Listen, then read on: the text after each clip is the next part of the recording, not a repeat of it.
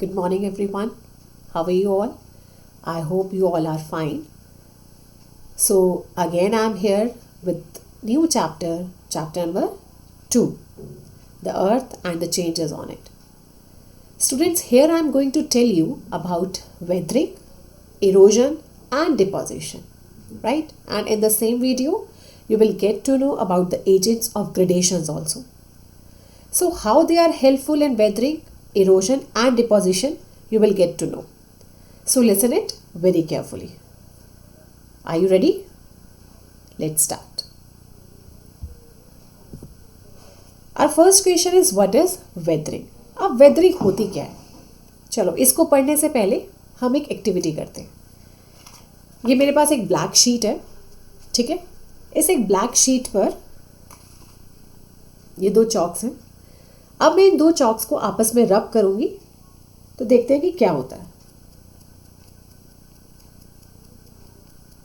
जब मैंने ये 2 चॉक्स आपस में रब करी तो मुझे ये चॉक पार्टिकल्स मिले. दिख रहा है आपको?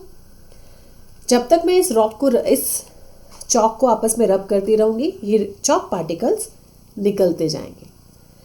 सिमिलरली हम ये सोच लेते हैं कि ये चॉक नहीं, ये 2 रॉक्स हैं जो आपस में रब हो रहे हैं. अब जब तक ये रब होते जाएंगे, जब ये रब होंगे तब रॉक पार्टिकल्स निकलेंगे, राइट. अब ये 2 चॉक्स या 2 रॉक आपस में रब तो नहीं होंगे.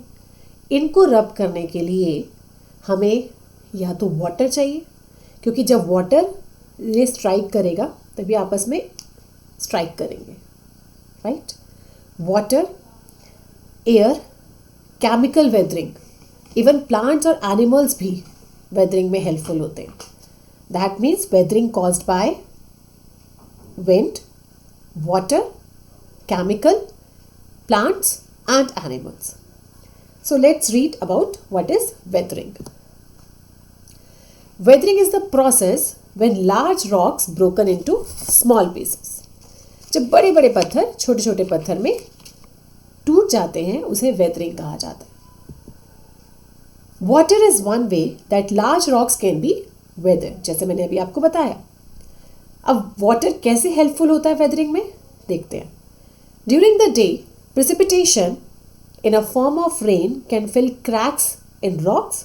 Then at night if the temperature is cold enough then the water will freeze and expand. And as the water expands it breaks the rock into small pieces. तो यहाँ पर पत्थर को किसने तोड़ा? पानी ने. Now another cause of weathering is wind. Wind, some wind gases are very strong enough to carry small pieces of rocks with them. So when the particles carried by the wind strike large rocks, then the large rock can be broken down. Now look at this picture. यहाँ पर पीछे से हवा अपने साथ बहुत सारे rock particles लेकर आई और इसने इस रॉक पर बार बार स्ट्राइक किया. इसकी वजह से इस रॉक पर क्या आ गया? Crack. Now the next. Heat from the sun is the another source of weathering. Due to heat, भी rocks जो हैं वो टूटना शुरू हो जाते हैं, rocks पर क्रैक पड़ना शुरू हो जाते हैं. Now look at this. Crack पड़ा.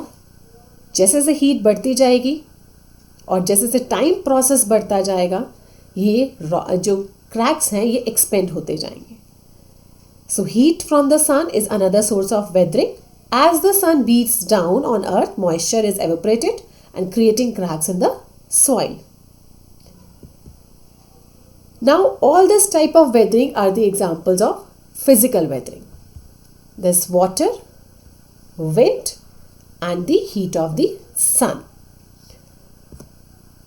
Now, another type of weathering is chemical weathering, where chemical break down the bond holding the rocks together, causing them to fall apart, forming smaller and smaller pieces. Chemical weathering जो होती है वो rock का जो bond बना होता है उसको तोड़ती है, धीरे धीरे खोलती है.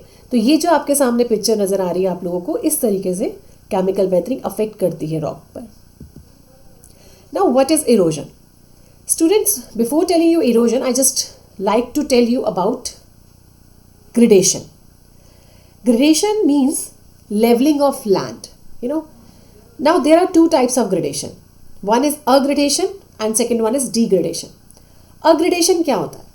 जब हम किसी भी लैंड के लेवल को इंक्रीज करते हैं वो हम अग्रेडेशन कर रहे हैं, लेकिन जब हम किसी लैंड के लेवल को डिक्रीज कर देते हैं वहां पर हम इसको डिग्रेडेशन कहेंगे.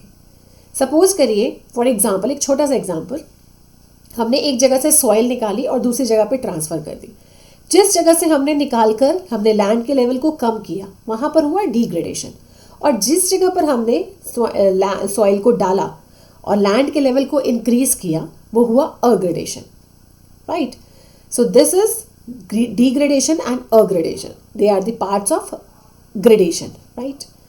Now what is erosion?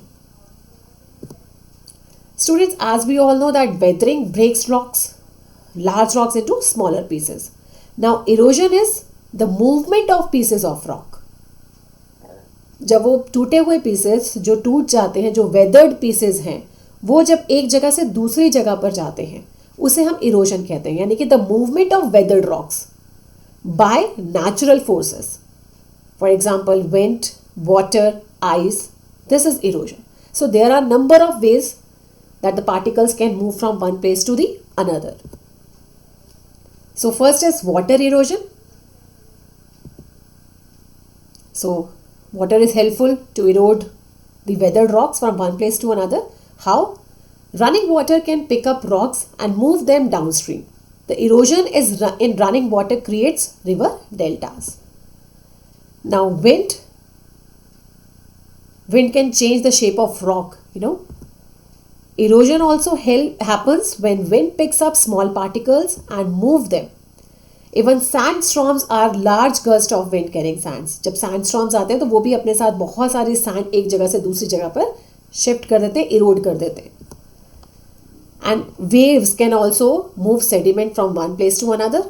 Every day water moves pebbles onto the shore and off to the shore. Now ice erosion. Students, glaciers pick up rocks and move them around. As a glacier moved, the trapped rocks scrap the earth's surface, creating valleys. So here glacier is also helpful. So they are the part of the gradation.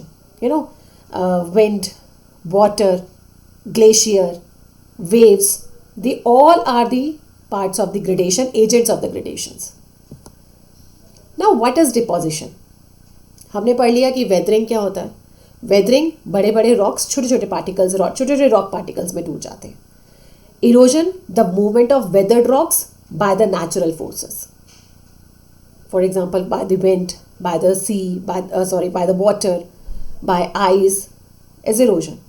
Now deposition, जब eroded rock particles को एक जगह पे deposit कर दिया जाता है, this is deposition.